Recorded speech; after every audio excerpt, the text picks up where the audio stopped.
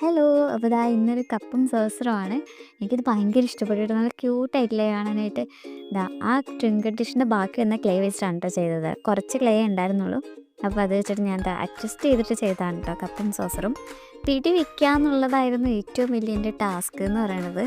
പിന്നെ അഡ്ജസ്റ്റ് ചെയ്തു കേട്ടോ. ഇതേപോലെയൊക്കെ സെറ്റ് ചെയ്ത് കൊടുത്തിട്ടുണ്ടായിരുന്നു ഒടിഞ്ഞു പോകാതിരിക്കാൻ വേണ്ടിയിട്ട്. ഒരു സൂര്യകാന്തിയാണ് ഞാൻ ഉദ്ദേശിച്ചത്, പക്ഷെ ഇങ്ങനെയൊക്കെ ആയിപ്പോയി.